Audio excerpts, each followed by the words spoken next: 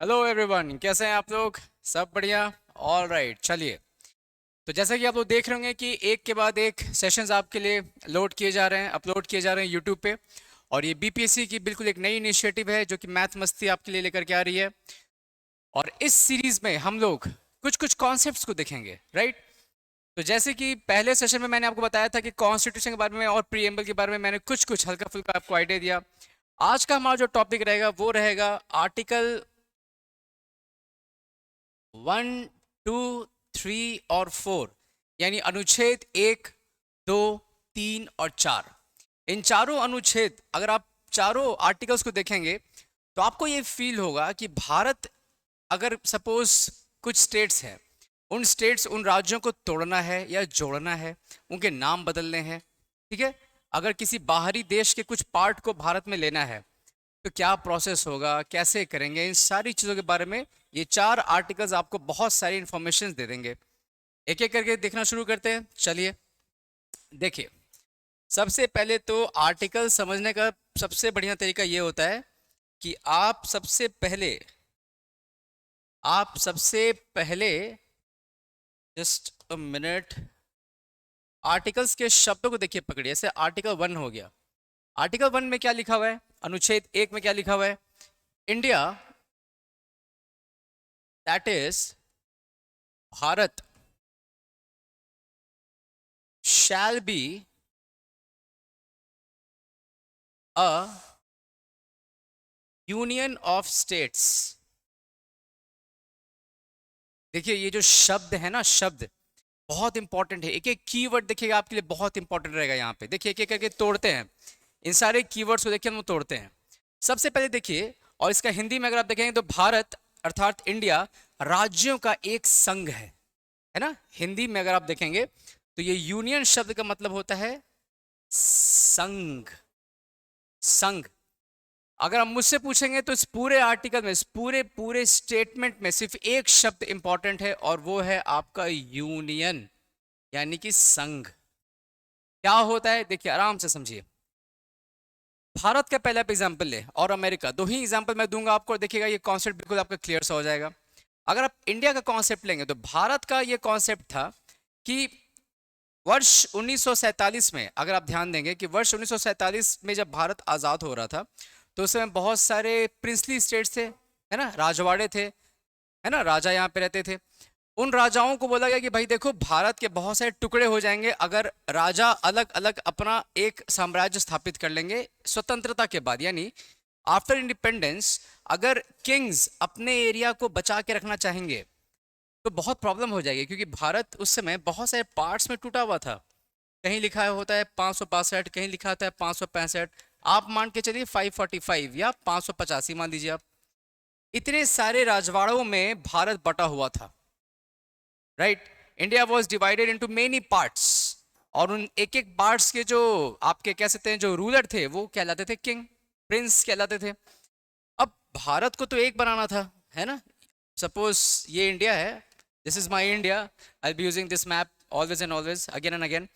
तो ये आपका जो इंडिया है, ये इंडिया का जो मैप रहेगा, इसको अगर एक बनाना है तो जो सारे जो छोटे छोटे जो पार्ट्स जो थे 1947 में, इनको जोड़ना होगा। तब तो आप एक करेंगे ना, तब तो पूरा भारत एक बनेगा। लेकिन प्रॉब्लम्स ये आ रही थी कि राजा, kings were not ready to merge. राजा रेडी ही नहीं हो रहे थे। राजा बोल रहे थे नहीं, हम लोग एक नहीं होने वाले, हम लोग अपना अपना सब साम्राज्य देख लेंगे। हम लोगों को सेंट्रल गवर्नमेंट के साथ हैंडशेक नहीं करना है। हम लोग भारत सरकार के साथ मिल करके काम नहीं करना चाहते हैं, क्योंकि राजाओं को डर था कि अगर वो सेंट्रल गवर्नमेंट के हाथ में चले गए तो सेंट्रल गवर्नमेंट उनके सारे पावर्स को छीन लेगा, राइट, वो छीन लेगा। इसीलिए जो प्रिंस थे, प्रिंसेस, उनका ऐसा कहना था कि नहीं, हम लोग एक नहीं होंगे, हम लोग एक नहीं होने वाले हैं, और हम लोग को आप अलग ही रखो। लेकिन भारत को तो भाई अखंड बनाना था, है ना। खंड, खंड मतलब क्या होता है? पार्ट्स। अखंड मतलब विदाउट एनी पार्ट, यूनाइटेड। तो भारत को तो एक यूनाइटेड कंट्री बनाना था। इसलिए सरदार वल्लभ भाई पटेल जी को यह काम दिया गया। और सरदार वल्लभ भाई पटेल जी ये बोले कि ठीक है भाई, जितने भी राजा हैं, जितने भी किंग्स हैं, उन सब को अब मैं जाऊंगा मनाने के लिए। और वो बहुत हद तक, बहुत सारे, केवल तीन तीन प्रिंसली स्टेट्स को छोड़ करके और बाकी सब को वो मनाने में कामयाब हो गए कि भाई तुम लोग आओ और आप लोग जुड़ जाओ, एक साथ हो जाओ, ठीक है, आप लोग इंडिया ही कहलाओगे, सबके सब मिला करके हम लोग इंडिया कहलाएंगे। तो इंडिया का अगर आप केस लेंगे तो इंडिया के केस में क्या हुआ, अगर आप ध्यान से देखेंगे तो इंडिया के केस में क्या हुआ, इंडिया के केस में आप ये देख रहे हो कि सारे पार्ट्स को एक एक करके सबको कहाँ जोड़ा गया, सबको सेंट्रल अथॉरिटी में जोड़ा गया। एक ये सेंटर है और इस सेंटर में सारे पार्ट्स को जोड़ दिया गया। लेकिन ये जोड़ने का काम किसने किया, ये जोड़ने का काम किया है खुद सेंटर ने। और वहां पे भी अगर आप बात करें तो सरदार वल्लभ भाई पटेल जी, इन्होंने बहुत ज्यादा हेल्प किया and he helped to unite all the units of India into a single unit. ऐसा केस, ध्यान से सुनिए, अब आ रहा है मेन स्टेटमेंट। ऐसा केस जहां पे आप ये देखो कि जो छोटे छोटे जो पार्ट्स थे उनको मिलाया गया। मैं शब्द यूज कर रहा हूं मिलाया गया, यानी किसी ने मिलाया होगा, एक सेंट्रल अथॉरिटी रही होगी जिसने मिलाया होगा। उस सेंट्रल अथॉरिटी, एक केंद्रीय संस्थान आई होगी, छोटे छोटे पार्ट्स को मिलाई होगी। तो वैसे कंडीशन में आप कहते हो कि क्योंकि आपको मिलाया गया, दैट इज वाई आप यूनियन हो। यूनियन ये शब्द देखिए यूज होता है।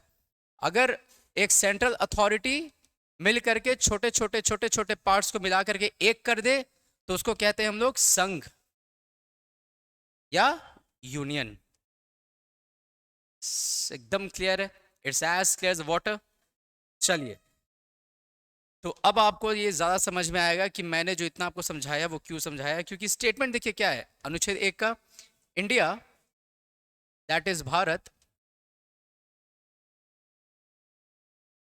shall be a union of states, यानी कि इंडिया अर्थात भारत राज्यों का एक संघ होगा, यूनियन ऑफ स्टेट्स होगा। यूनियन शब्द क्यों यूज किया गया, क्योंकि मैंने बताया सारे पार्ट्स को सेंटर जो है वो एक एक करके मिलाई। लेकिन यही आप अमेरिका का अगर केस लेंगे ना, यूएसए का, यूएसए में देखिए आप लोग पढ़ेंगे सबके सब मॉडर्न हिस्ट्री में, वहां पे 13 कॉलोनीज हुआ करती थी। 13 colonies were there in USA. Colony क्या थे, छोटे छोटे जगह थे। ये 13 मिल करके आपस में they decided that sir we are going to unite. ये 13 कॉलोनीज आपस में बोले कि हमें एक होना है भाई। वो वेट नहीं किए किसी सेंट्रल अथॉरिटी का कि वो आएगी और वो हमें यूनाइट करेगी, नहीं, ऐसा नहीं हुआ, ऐसा बिल्कुल भी नहीं हुआ। तो अगर ऐसा कंडीशन आप देखोगे कहीं भी किसी भी देश में जहां पे छोटे छोटे पार्ट्स खुद रेडी हो गए कि भैया हमें जोड़ लो and you should unite us and we want to be claimed as a single entity, as a single nation, हमें एक ही देश के रूप में जाना जाए और हम चाहते हैं कि हमें जोड़ा जाए, हम चाहते हैं कि हमें जोड़ा जाए, राइट। तो वहां पे तो सेंटर को आने की जरूरत नहीं पड़ेगी क्योंकि ये खुद ही बोल रहे हैं। तो ऐसे देश को कहा जाता है फेडरल। तभी आपका अमेरिका जो है वो एक फेडरल कंट्री है और इंडिया यूनियन। इंडिया को हमेशा देखिएगा यूनियन के नाम से बहुत जगह, बहुत सारे डॉक्यूमेंट्स में यूनियन लिखा होता है, राइट। तो ये अंतर होता है फेडरल में और यूनियन में। तो ये आर्टिकल नंबर 1 अनुच्छेद 1 में देखिए क्या लिखा है, India that is Bharat shall be union of. और देखिए संविधान में जहां जहां शैल लिखा है मतलब उसका होता है मस्ट। मस्ट, जैसे अनुच्छेद 52 क्या लिखा है उसमें, there shall be a president, मतलब राष्ट्रपति होगा ही होगा, होना ही होना है, ठीक है। चलिए अब एक बात बताइए आप जरा मुझे, ये इंडिया भी लिखा है और भारत भी लिखा है, ये क्या है सर जी, मतलब इंडिया भी है और भारत भी है, दोनों लिखा है अनुच्छेद 1 में। ये तो कोई बात नहीं बनती है, या तो इंडिया ही लिख दो या तो भारत लिख दो।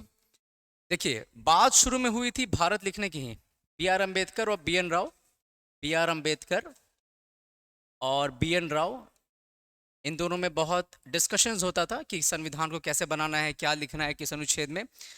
तो उस समय के हिसाब से BR अम्बेडकर ये बोले कि ठीक है, भारत तो है ही, इंडिया नाम भी लिखना जरूरी है। क्यों? Why India should be there, why the word India should be there in the article number 1? क्यों होना चाहिए? वो इसलिए होना चाहिए, उनके हिसाब से ये कॉन्सेप्ट बताया गया, वो इसलिए होना चाहिए क्योंकि 1947 में जब भारत आजाद हो रहा था, उसके पहले भारत क्या था? एक गुलाम था। किसका गुलाम? ब्रिटिश एम्पायर का गुलाम था। और ब्रिटिश एम्पायर का गुलाम होने के नाते बहुत सारे जो ऑफिशियल डॉक्यूमेंट्स थे, उसमें जो शब्द यूज किया जाता था भारत के लिए, वो था India. The name that was used, the word that was used for the country, that was India and not Bharat. बहुत सारे 90% डॉक्यूमेंट्स में। तो BR अम्बेडकर साहब ने बहुत लॉजिकली बहुत सही बात बोली। उन्होंने कहा कि सर जी, अगर ऐसी बात है तब तो फिर अगर आप केवल भारत लिख दोगे तो बहुत सारे डॉक्यूमेंट्स में इंडिया लिखा हुआ है, हाँ, फिर इसका मतलब क्या होगा? So that was the reason कि ये दोनों शब्द को यूज किया गया, इन दोनों शब्दों को यूज किया गया। इंडिया भी यूज किया गया और भारत भी यूज किया गया, ताकि कंफ्यूजन ना रहे।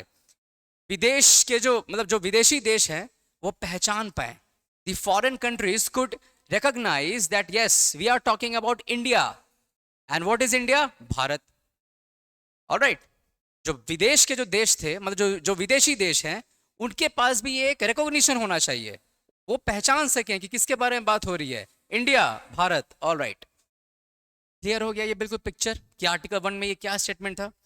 चलिए अब आते हैं हम लोग आर्टिकल नंबर 2 पे। आप तो स्क्रीनशॉट्स ले सकते हैं इसका। चलिए आर्टिकल नंबर 2 पे आइए। देखिए आर्टिकल 2 और आर्टिकल 3, अनुच्छेद 2 और अनुच्छेद 3 मैं दोनों साथ में समझाता हूं एग्जाम्पल से। देखिए अगर मान लीजिए ये भारत है, और भारत को मान लीजिए सपोज कोई भी एक कंट्री है, मान लीजिए चाइना है, पाकिस्तान है, बांग्लादेश है, श्रीलंका है, कोई भी कंट्री है। अगर मान लीजिए कल को कोई ऐसा सिचुएशन आ जाए कि चाइना का कुछ पार्ट भारत को अपने में इंक्लूड करना हो, इंक्लूड मतलब कि भारत को चाइना के कुछ हिस्से को अपने में मिलाना हो, है ना, ये इंडिया है, ये चाइना है, चाइना के कुछ हिस्से को भारत मिलाना चाहता है अपने में, राइट, अपने में मिलाना चाह रहा है। तो अगर मिलाना चाह रहे हो आप, तो आप यूज करोगे आर्टिकल नंबर 2। मैं बस एक एग्जांपल देखिए, मैं बस यहां लिखूंगा और से ज्यादा मैं कुछ लिखने वाला हूं नहीं, और इससे पूरा पूरा आपका ये आर्टिकल ही क्लियर होता है। एक्सटर्नल, एक्सटर्नल, ठीक है, यानी कि अगर आपको चाइना का अगर आपको कुछ हिस्सा मिलाना हो, एडमिट करना हो, एडमिट अगर आपको करना हो, तो उस केस में आप क्या करेंगे? आप अनुच्छेद 2 का इस्तेमाल करेंगे। You are going to use article number 2 when it's the issue of an external affair, when it's the matter of an external affair, कि अगर आपको किसी बाहर के देश के कुछ हिस्से को मिलाना हो भारत में, आप आर्टिकल 2 का इस्तेमाल करेंगे, अनुच्छेद 2, ठीक है। अब आइए अनुच्छेद 3 की जरा बात करें। अनुच्छेद 3 में देखिए साफ तौर पे देखिए लिखा गया है कि अगर आप एग्जाम्पल लीजिए, पहले ये बिहार था कंप्लीट, लेकिन सन 2000 में क्या किया गया? इसको बीच से काटा गया, नॉट बीच से बट आप समझो कि इसे कट किया गया और 2 पार्ट्स में बट गया। दूसरा पार्ट क्या बन गया? झारखंड। यानी कि जो पहले सिर्फ बिहार था, अब वो झारखंड में भी तब्दील हो गया, कुछ हिस्से झारखंड को दे दिए गए। तो ये जो भारत के, देखिए ये तो भारत के अंदर में ही था, ये तो इंडिया के अंदर में ही था, राइट। ये तो भैया थी कि चाइना का पार्ट था, वो हमें भारत में मिलाना था, ये चाइना था, उससे इंडिया में मिलाना था, तो आपने 2 यूज कर लिया। बट बिहार तो इंडिया के अंदर का ही पार्ट था, उसके 2 हिस्से कर दिए गए।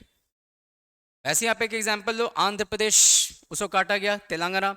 वैसा जब भी किया जाएगा अनुच्छेद 3 का इस्तेमाल किया जाएगा, 3 का 3, article number 3 will be used. अनुच्छेद 3 का इस्तेमाल किया जाएगा जब भी आपको देश के अंदर टुकड़े करने हैं। टुकड़े इन द सेंस, सपोज अगर एक राज्य है उसको 2 हिस्से में बांटना है, तो आप दो हिस्से में कैसे बांटोगे? अनुच्छेद 3 का इस्तेमाल करके। ये एक ही राज है, दो में कब बटेगा? अनुच्छेद 3। That simple as that, you do not have to be so confused. Okay, तो अब अगर मैं आपको इससे बहुत आसान तरीके से अगर मैं लिखना चाहूं तो मैं क्या लिख सकता हूं? बस एक एग्जांपल लिखिए, चाइना,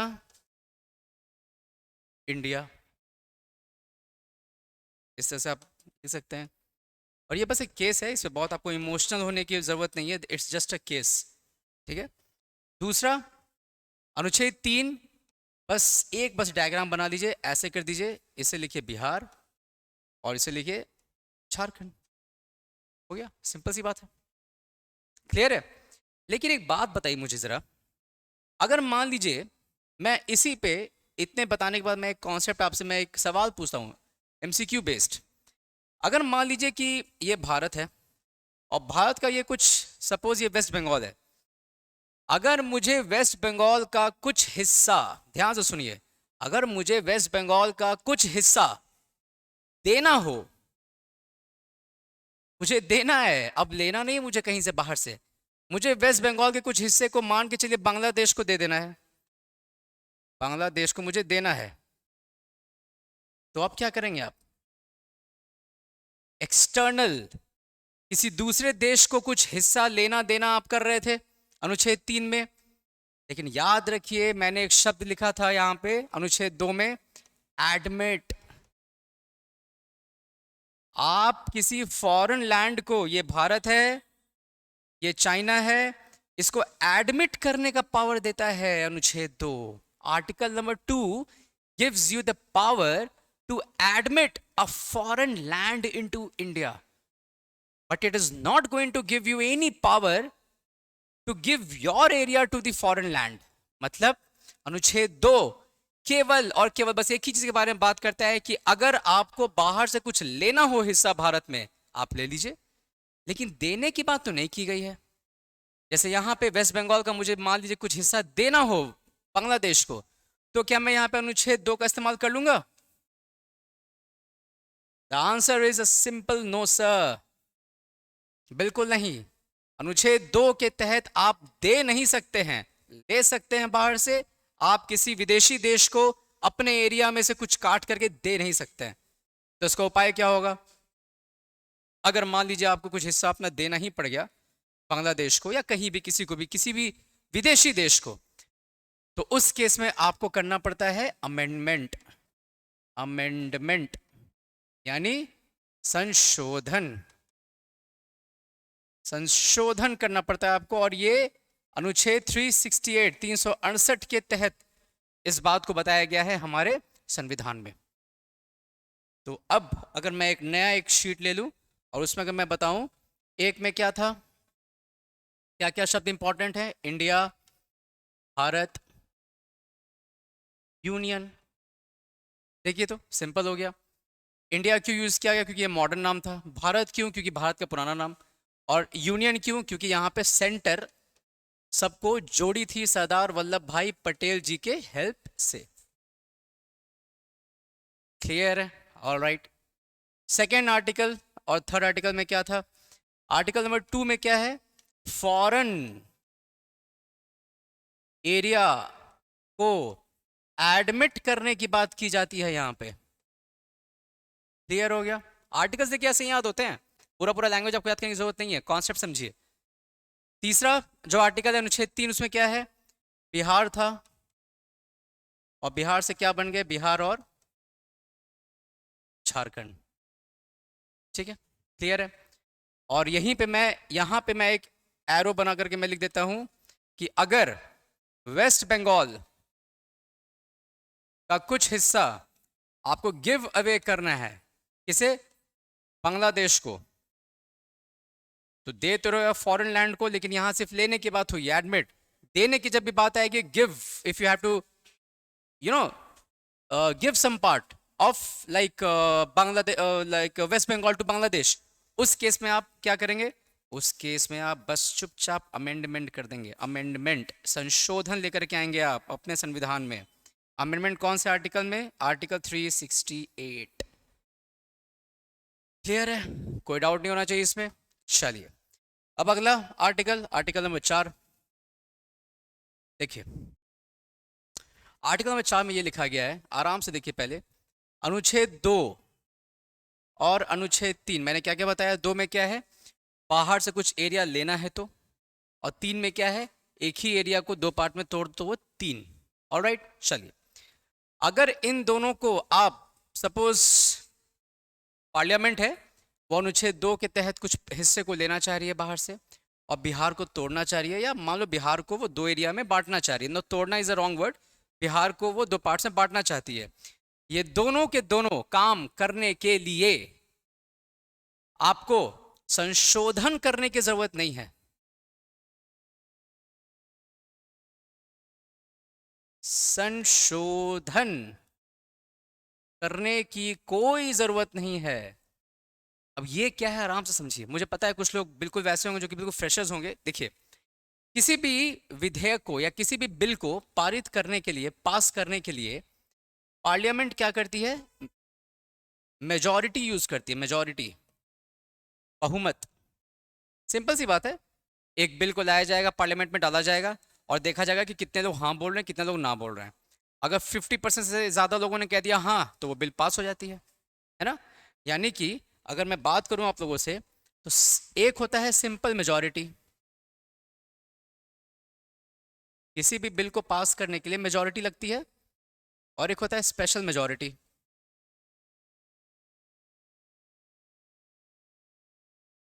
ठीक है, सामान्य बहुमत, विशेष बहुमत। ठीक है, सिंपल मेजॉरिटी का मतलब क्या है भाई? सिंपल मेजॉरिटी मतलब है 50%, जितने लोग भी वोट कर रहे हैं उनमें से 50%। अभी के लिए इतना समझिए आप।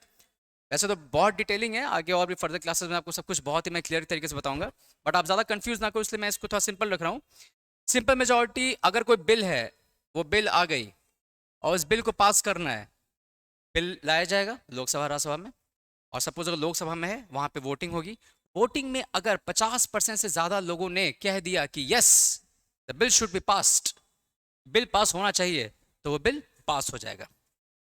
वो होता है सिंपल मेजॉरिटी। लेकिन अगर किसी विधेयक को, मान के चलिए कि 66% लोगों का यस चाहिए, पहला केस क्या था? 50%। 50% अगर आपको यस चाहिए, तो उस तरह के विधेयक को आप बोलेंगे कि वो सिंपल मेजॉरिटी से पास हो गई। लेकिन कुछ कुछ विधेयक ऐसे होते हैं, कुछ कुछ एक्चुअली संशोधन होते हैं, जो कि पास करने के लिए आपको 66% लोगों का यस चाहिए होता है। इसे कहते हैं स्पेशल मेजॉरिटी। और एक बात आप याद रखिएगा कि स्पेशल मेजॉरिटी जो है वो यूज होता है संविधान को संशोधन करने के लिए, अमेंड करने के लिए। अनुच्छेद 368 में सारी बातों को हम लोग देखेंगे। Article 368 talks about the amending power of the constitution और द पार्लियामेंट। यानी कि अगर आपको संविधान में संशोधन करना है तो आप स्पेशल मेजॉरिटी का यूज करेंगे, यानी कि 66% लोगों का आपको चाहिए यस। और अगर सिंपल अगर कोई लॉ है, या सिंपल अगर लॉ नहीं है, सिंपल कोई बिल है, ठीक है, उसे आप सिंपल मेजॉरिटी से पास कर देंगे, यानी 50% लोगों का आप यस ले लेंगे। कोई बड़ी बात नहीं है इसमें, क्लियर है? चलिए, अब आखिर कॉन्सेप्ट, अनुच्छेद 2 और अनुच्छेद 3। अनुच्छेद 2 और अनुच्छेद 3 किस तरह की बहुमत से पारित किए जाते हैं? जैसे मान लीजिए कि अनुच्छेद 2 के तहत मुझे चाइना का कुछ हिस्सा लेना है भारत में,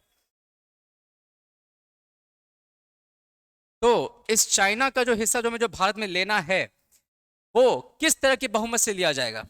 वो लिया जाएगा 50%, यानी सिंपल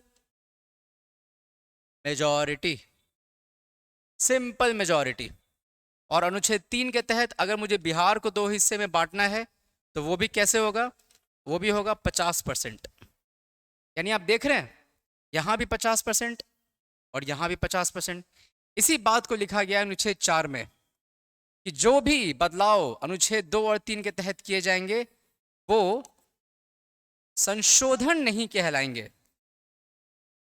क्यों नहीं कहलाएंगे संशोधन? क्यों नहीं कहलाएंगे? क्योंकि संशोधन करने के लिए आपको बहुमत क्या चाहिए होती है? 66%।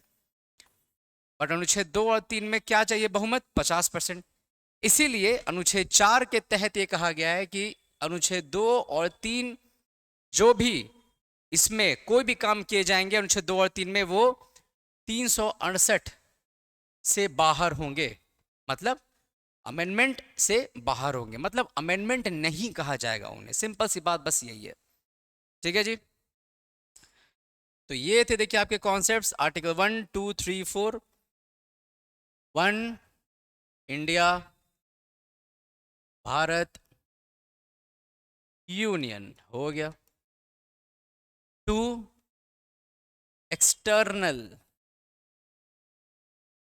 लेकिन एक शब्द है एडमिट, ये भी लिखना है आपको। 3 ये बिहार था, अब ये बिहार और झारखंड। 4 2 और 3 में कोई भी जो भी बदलाव किए जाएंगे वो 368 नहीं कहलाएगा, मतलब वो संशोधन नहीं कहलाता है। देखिए तो कितना आसानी से आपके शॉर्ट, इसी को कहते हैं ना माइंड मैप। ये अगर आप जब कोर्सेज जब ज्वाइन करेंगे तो आपको ये इन सारी चीज़ों के बारे में बताया भी जाएगा और लिखवाया भी जाएगा और आपको प्रोवाइड भी किया जाएगा, राइट। तो यही है माइंड मैप। 4 लाइन में आपके चारों आर्टिकल्स खत्म हो गए समझ के साथ। ऑलराइट, तो बस इसी तरह से आप लोग बने रहिए एंड इसी तरह के और भी कॉन्सेप्ट्स आपके लिए लाए जाएंगे। And day by day we are just trying to deal all those concept जहाँ बच्चे बहुत ज़्यादा फंसते हैं। And if you want to just join the full foundation course then you should be contacting to Math Masti. All right, so take care, enjoy the day and stay hydrated because बहुत गर्मी है, right? Thank you.